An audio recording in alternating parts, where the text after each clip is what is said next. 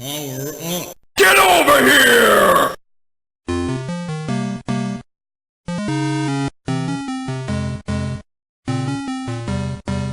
Hello, everybody out there on YouTube. Once again, it is the three middle-aged guys just bullshitting about nothing.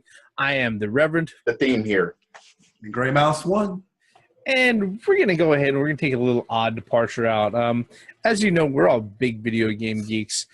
And as folks who, I don't know, who spent a long time around video games, we know that there are a lot of things that go into video games, aside from controllers and graphics and consoles, that have come up and they've actually been developed pretty much into their own art form.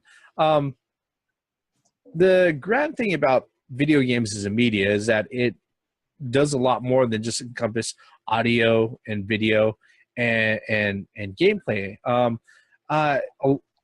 Video games as a media have become very cinematic, and a lot of times game designers have found out that just like movies, you can leverage sound and music and everything else to create mood and scenarios and situations, and you can actually enhance the game experience for the player by making good use of sound and music, which is kind of what we're going to talk about right now. Not that any of us are musical connoisseurs or musically inclined or gifted or anything, but one of the things that we like talking about, or that we always end up talking about, usually when we end up talking about games we love or anything else, is not always just how it looks and how it played, but also how it sounds. Okay. Well, there's a saying out there, that if you see something, you'll know it, but if you hear something, you're gonna remember it. And sound just goes a long, long way. And in this particular video, we're gonna ramble on for a little bit about games and theme songs and soundtracks that have they've come and gone, or they've come along and they've stuck with us. They didn't just come and go. They've come along and they've stuck with us. And because of that, it's gone a far way to influence what we think about video games in the current day. Now that I'm past the long-winded introduction, guys, what are your thoughts? Who wants to throw something out there? Super Mario Brothers. Enough said. If you're gonna talk about anything, any game with any intro or any type of music, you better throw Super Mario Brothers out there. You gotta throw that first stage in there. You gotta throw. You gotta throw the under the ground, the freaking tunnels. That music wasn't even fucking annoying, even though it's a fucking loop. Those musics were loops, but they didn't get annoying to the point where it's like, let me out. Zelda Dungeon. I hated the Zelda Dungeon music because it was a fucking loop that was a fucking annoying. Yeah. But Super Mario Brothers is, that's one of them. I got more, but that's one. I have to agree. All you have to do is just do the first couple of notes of that song, and it's instantly recognizable. Almost instantly recognizable. If anybody who's played any games whatsoever, they know that Mario tune. But for me, I don't know. There's so many yeah. Okay. Yeah. it's instantly recognizable. For me is I'll stick with Super Mario 3. Great. No. Great game. One of the better Mario games out there. What's funny is that I'm gonna go back a little bit. I'm gonna go really, really simple. One of the games that I just, psychologically speaking, just thinking about how it sits there and it incorporates sounds, it's just so understated and so nondescript. It's almost subliminal in nature. Is the original Space Invaders? Yep. The sound of Space Invaders coordinated the game, actually. Dun dun dun dun. And the more that you shoot, the faster they get, and then it just all the way down to the last. Duh, Dead. Pac-Man's death. I mean, it's really crazy that a lot of people don't like the 8-bit sound chips, or even before that. You know, some of those, like for example, people say that the Moonbase for DuckTales, yes, pinnacle of sound. That was where, for 8-bit. Yeah. For 8-bit, that was where it was at. That they put as much as they possibly could into that track. Wait a minute. I have a couple of things about that. Kraid on Metroid, the first one for the NES. Yeah. Ninja Gaiden games, especially Ninja Gaiden 2, there were certain mixes, there were certain musics on those games where it was like, whoa, you know, they put a lot of thought and they put a lot of rhythm. They put a lot of notes in all that. They use each and every bit of 8-bit power to stretch those pieces of music. What's funny is that a lot of people don't realize that actually that's the same note. It's just at different pitches. Well, that's what 8-bit was back in the day. It was just one, somebody goes to the piano, hits the C button, the C key, and just all they do to change the note on it, all they do is change the pitch. And people didn't realize that. I mean, it's the same note. It's just. What about 8-bit Nintendo bass? Just about every Nintendo game had it that had music, just and you knew the bass sound. Yep. It couldn't. Yep.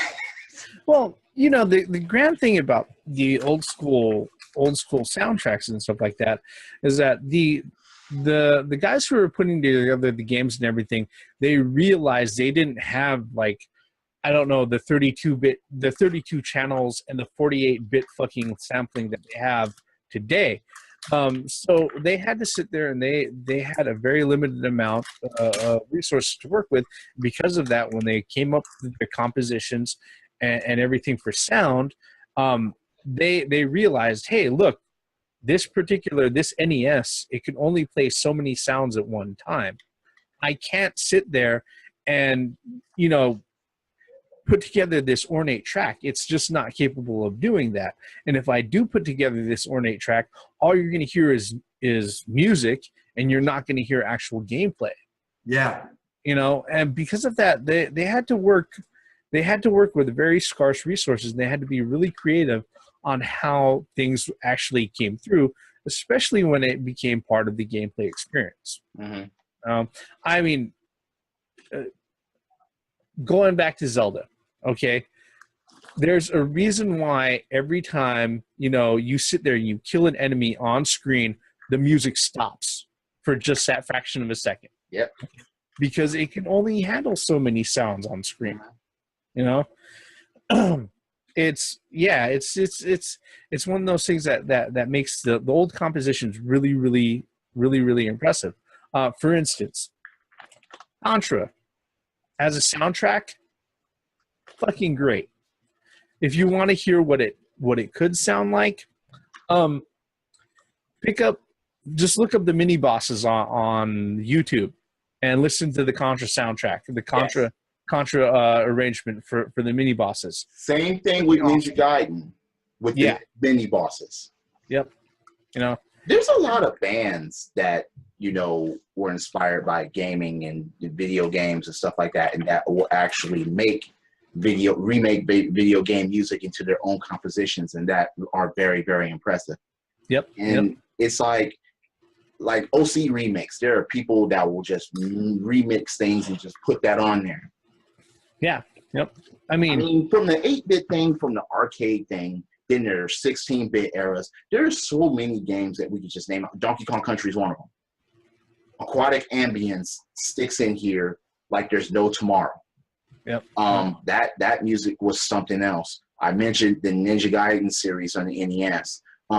But even sounds like Pac-Man's Death or Double Dribble's Ball, dum dum dum dum, something like that really freaking stands out. Most of Konami's sound really stands out. It's just, some of the most for Castlevania, some of their like the original game, that was just soundtrack on that thing is insane. You know, Bloody Tears for Castlevania 2. It's just I don't know. You got what else? You got Secret of Mana, the Final Fantasies. You know, like you said, Donkey Kong Country, Star Fox. You got all these games that in the 8-bit, 16-bit era that you know the soundtrack is just insane. Yep. I mean, if you really want to go ahead and go out of your way to look at somebody who made their career just on 16-bit soundtracks, Yuzo Koshiro, the guy who did the composition and did all of the tracks for all of the Streets of Rage games, just motherfucking awesome. And he worked on other titles. I believe he did a few titles for Enix back in the day. Also, I think he actually did the soundtrack for ActRaiser 2. Yeah. So I mean, it's just one of those things where it was like, again, he knew his media and he knew what he was putting together. And when he put together his soundtracks for these particular games, he had an idea. Hey, this is the stage. This is what we're going for. This is the mood. This is what I want to put together, and it was awesome. It was awesome. You know? One thing we failed to mention was like Street Fighter. You know, everybody knows Gao's theme, Ryu's theme, Ken's goes theme. with everything. Yeah. Yep. Gao pretty much with everything. I mean, there's a reason for that. That's why people say that Gao's theme could go with anything. Yep. It's just, you know, it's instantly recognizable. The music that does stand out from that is Ryu's, for the most part, from Street Fighter. That's iconic. Whenever you hear that, you think of that freaking moon being passed by. You think of that stage. I mean, fuck, man. Halo. That's a soundtrack that even sets mood. That it's funny how games like Metroid, Castlevania, the Halo series, some of those games just set mood. It's like, wow, dude, you will actually get gripped into the game even more because of what's going on and what music is playing at the time. Love me some Covenant Dance. I was gonna say Covenant Dance. That's I just love the drums and some Covenant fucking dance, man. If you play the Halo series, you gotta love the Covenant. I mean, like you said, and then you got, speaking of mood, you got Resident Evil. Oh, Lord. I mean, the mood of that game, you know, even the Tomb Raiders, you know, it's like, whoa. Yeah. You know, I was like, okay, you know, you do feel like like an adventurer. Yeah. I love certain games on certain beat 'em ups, like Streets of Rage and the Final Fight series. Yeah. Final Fights, absolutely. Yeah. I mean, and a lot of the things like Resident Evil and Tomb Raider and stuff like that, they really did, they really did benefit from the fact that the media that games were on moved from cartridges over to CD, in which it was like, hey, the CD quality sound, it's not a pipe dream or it's not a lofty goal. It's now the standard, and people can go ahead and they could use that to run tracks in the background. One of the games that has an absolutely awesome soundtrack, especially for the time, was Loaded. The original Loaded for Loaded. Oh my god, for the PlayStation. Love that game. Yep. I mean that original opening where they have it going on is just awesome. Another game that really benefited greatly from CD sound, and in fact, it might be one of the only reasons to actually go ahead and play the game, because every time I pick it up and I play it, I'm able to get someplace, but I really don't know what the fuck I'm doing whenever I'm playing it, is Echo the Dolphin on Sega CD. Echo the Dolphin. Speaking of which, you know, not of Echo the Dolphin, but shoot 'em ups. I mean, it's always definitely a jazzy, upbeat. No, wait a minute. What shoot 'em up has bad music, if any? or fucked up music that just totally takes you out of the game. I can't name one. Not at the top of my head where I'm like, this music sucks. Not on shoot 'em ups. No. One game that I'm going to mention, I mean, 2 games specifically, fighting game genres. Killer Instinct is one of them. You got to understand that Killer Instinct was one of those games where music and stages really fucking mattered. Yeah. Then there was the Street Fighter 3 series, specifically Third Strike. They really took their time to see what music they were going to put with who. Because, again, music sets tone, music sets mood, and if you listen to the music and you're looking at a character, you're like, yeah, that goes with that. Yeah. And it was just totally brilliant how those 2 fucking fighting games alone did such a thing. Capcom and music went hand in hand with a lot of their games. Ghosts and Goblins. Yep. The Ghouls and Ghosts and Goblins series, for one. You have the Street Fighter series, the Darkstalker series. Even Superheroes. If you play those games, you listen to all the music, you're like, wow, yeah, Power Stone. Power Stone 3, Rival Schools 3, please. I mean, it's even with RPGs. I mean, like the Final Fantasies. I've never played a Final Fantasy that had bad music in it. It's always had, great music, very well, tracks. It's funny because Chrono. Yeah. Chrono. Absolutely. How, certain games, especially in the 8-bit era, would have music loops playing over and over again, good or bad, like pro wrestling. Well, what about that horrible music for Kung Fu? All it is like a baritone. I was like, no.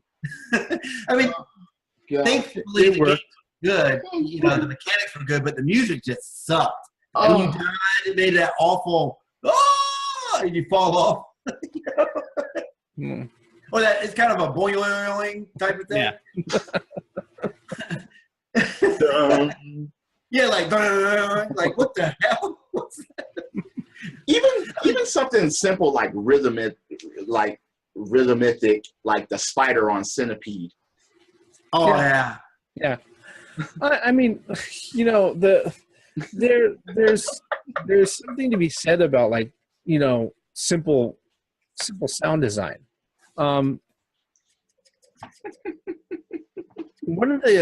Another game that just kind of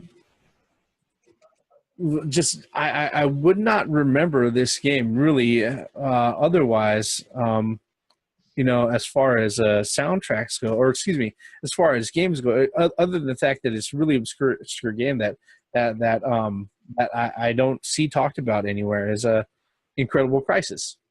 Incredible Crisis on the PlayStation. It was put out for like $19.99. Great fucking soundtrack. The opening theme is called "The Goods Must Be Crazy," right?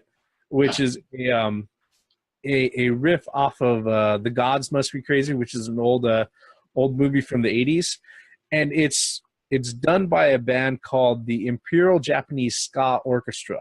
Okay, like I said, this soundtrack is stuck to me so much that I know the band that does the fucking theme song. And it's just great, and it's just not the opening, but every fucking stage is like that.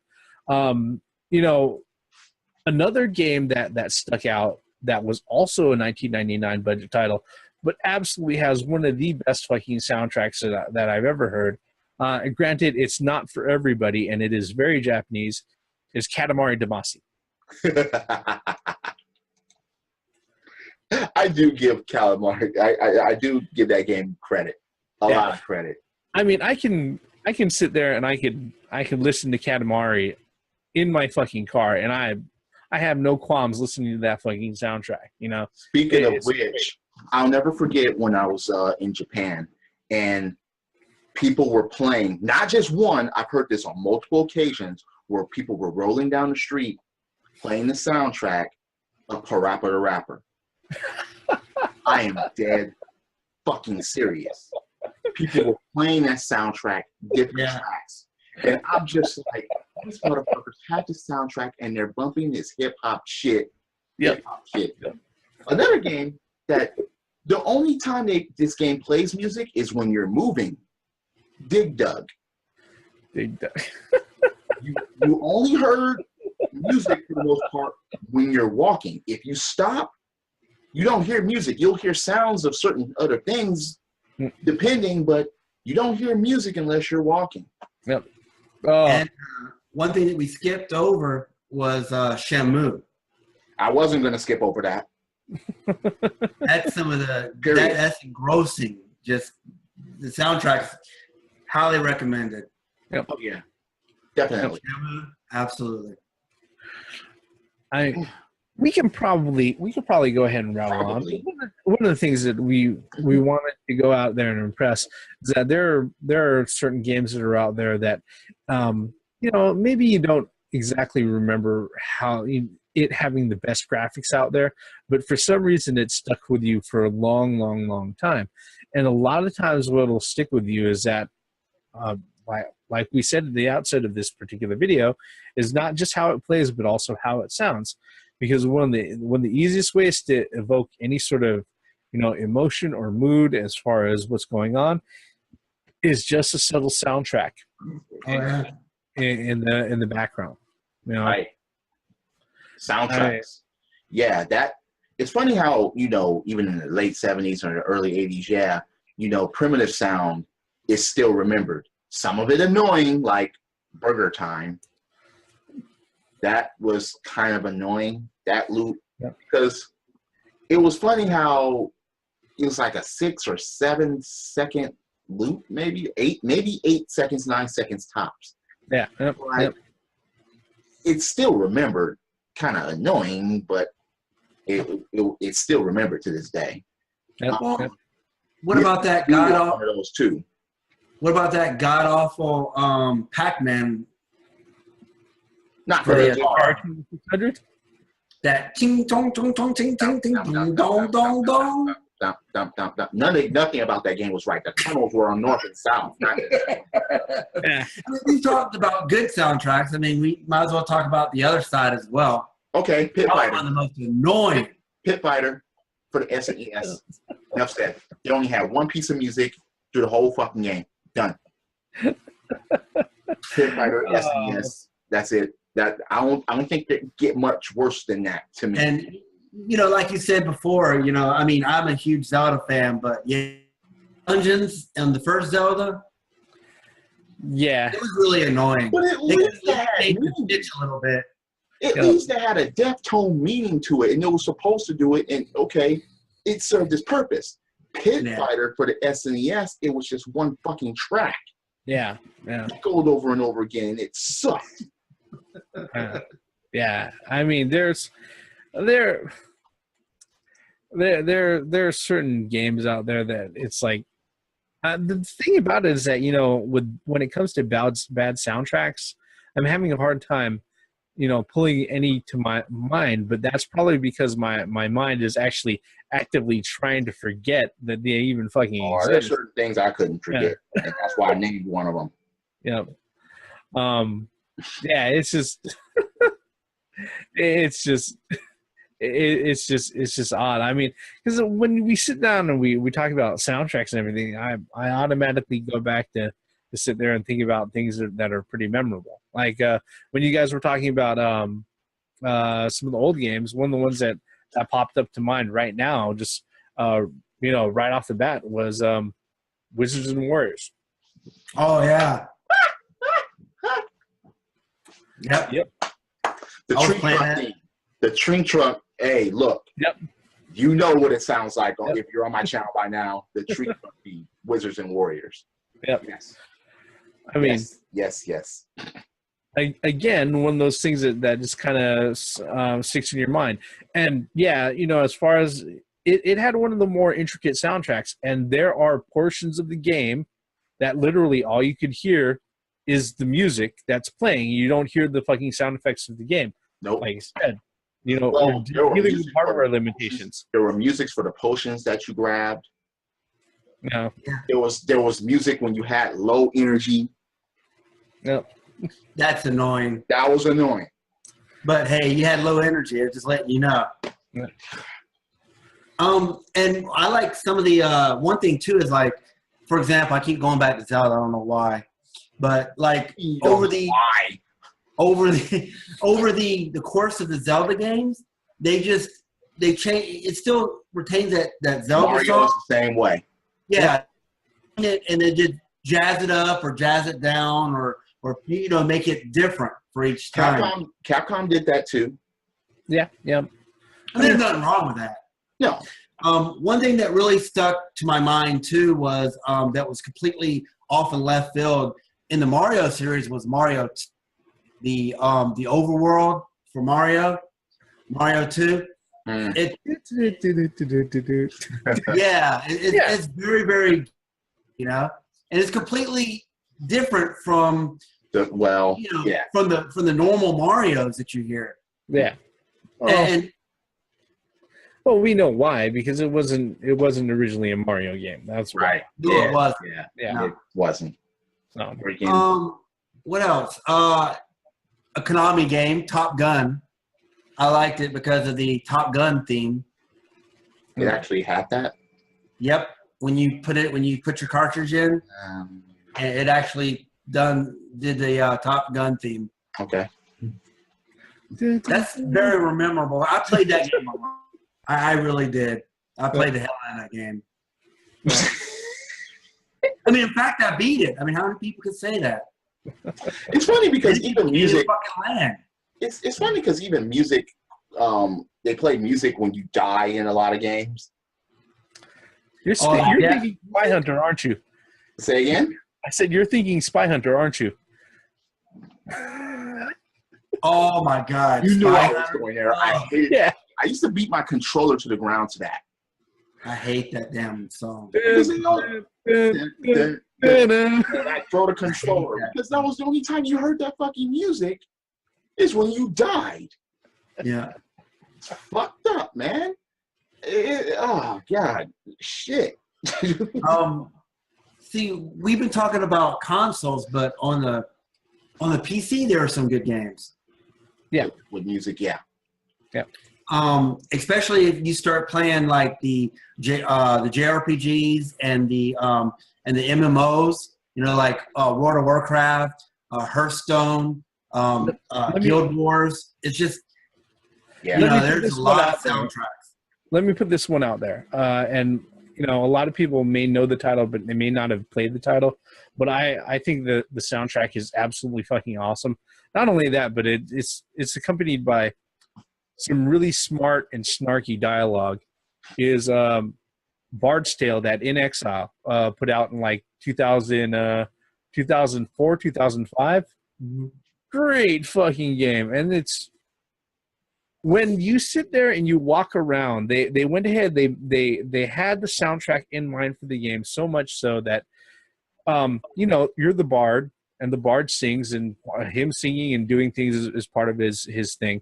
But when you play through the story of the game and you do certain things, well, depending on your actions and what you do, there are multiple paths and certain subquests and stuff like that.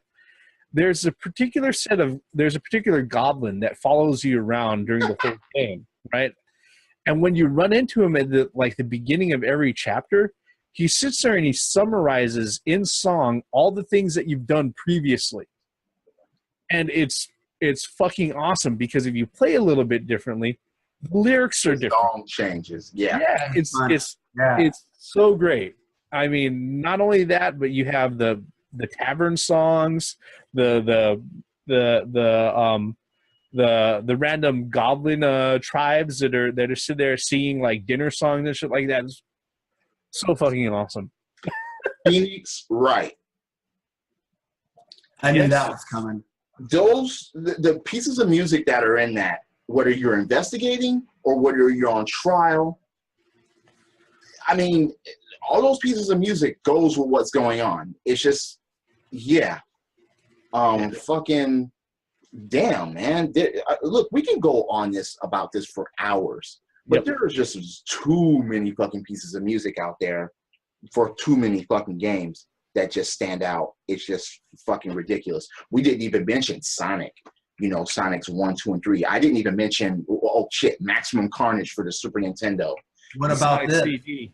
What about this? Nights into Dreams. Nights, yes, and more, yes. You Yep. fucking Bejeweled 3. If you've ever played Bejeweled that, 3.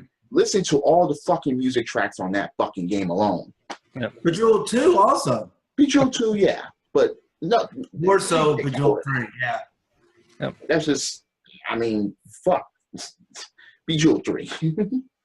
I mean, Bejeweled 3. yeah, I mean, we could sit there and throw things out, and believe me, people are going to go ahead and if you don't know what we're talking about, just YouTube other videos with, YouTube of the titles that we're talking about, and you'll Please. probably get something stuck in your head. Believe me. All right. Some of the I'm not annoying ones too. Yeah. Mind I you. mean, I'm not even going to mention the Bust a Move series for PlayStation. Yeah, I did forget about those. Yeah. But, like I said at the outset of this particular video, we are geeks. We appreciate video games. And it's not just for the fact that we're, mindless losers drooling in front of our TVs while fucking around with our thumbs. All right. That's not us. All right. We are middle-aged guys. We are adults. Yes. And all of us are actually married, and we have our own places to live and all of that. But,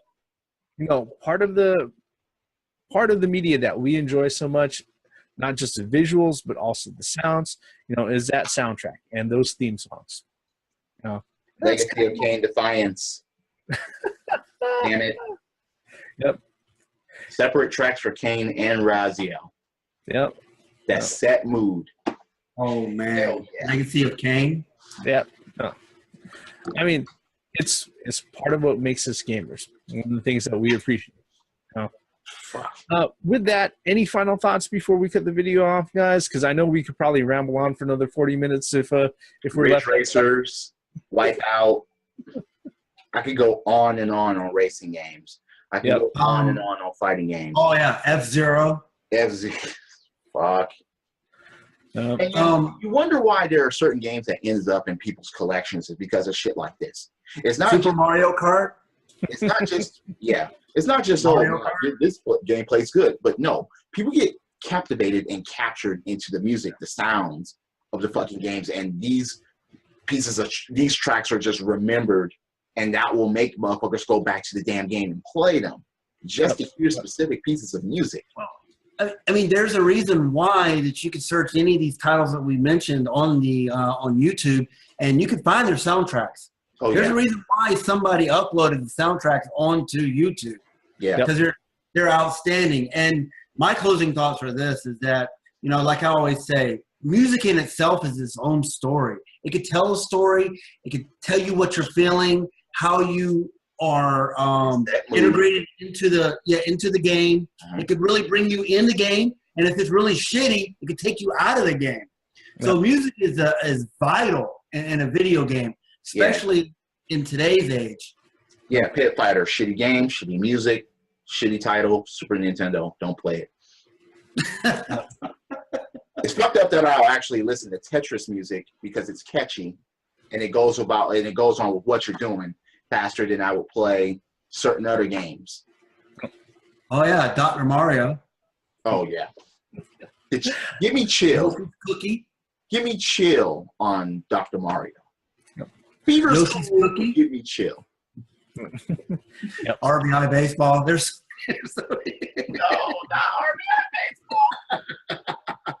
All right. Before we go on and we just keep on spitting out random titles for the next 30 minutes, because that's exactly what we're going to end up doing. Luminous. I'm going to go ahead and cut the bullshit here. All right. Like I say at the end of every video, folks, thank you for following us all the way up to the end. If you're so kind, hit the like button, hit subscribe, make a comment below, especially if there's like some other soundtrack or some other game that you memorized just for the sounds. Hey, we're definitely willing to go ahead and visit that. All right. Tell us what you like. Yeah, exactly. You know, with that, we are the three middle-aged guys. I am the Reverend. The theme here, And Gray Mouse 1. once again, for the benefits of common sense, logic, and music and gaming. Great music and some fucked up ones like Pit Fighter for Super Nintendo. Credits. Some of the music in gaming is so great, it ends up as pro wrestlers' theme songs. Dun, dun, dun, dun, dun, dun, dun.